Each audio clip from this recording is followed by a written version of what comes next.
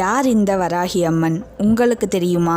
வராகி அம்மன் அன்னை துர்காதேவியின் அம்சமாவார். ஒரு சமயம் ரத்தபீஜன் என்ற அரக்கனுடன் மகா துர்காதேவி போரிட்ட பொழுது துர்கை தன்னிடம் உள்ள மகா சக்தியை 7 பாகங்களாக பிரித்து 7 சப்த கன்னியர்களை தோற்றுவித்து அவர்களை ரத்தபீஜனுடன் போர் செய்ய அனுப்பினாள்.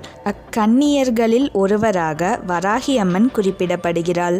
ராஜராஜ சோழன் பெருவுடையார் திருக்கோயில் கட்ட வேண்டிய இடத்தை வராகி அம்மன் தான் காட்டுப்பன்றி வடிவத்தில் வந்து காட்டியதாக கூறப்படுகிறது. இதனை பெருமைப்படுத்த தஞ்சை பெருவுடையார் கோயிலில் வராகி அம்மனுக்கு ஒரு தனி சன்னதி அமைக்கப்பட்டுள்ளது.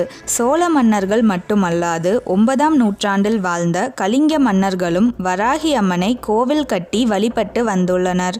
இத்தகைய சிறப்புமிக்க வராகி அம்மன் பழங்காலம் தொட்டே பக்தர்களுக்கு வேண்டிய வரங்களை அள்ளித்தருபவளாக திகழ்கிறார்.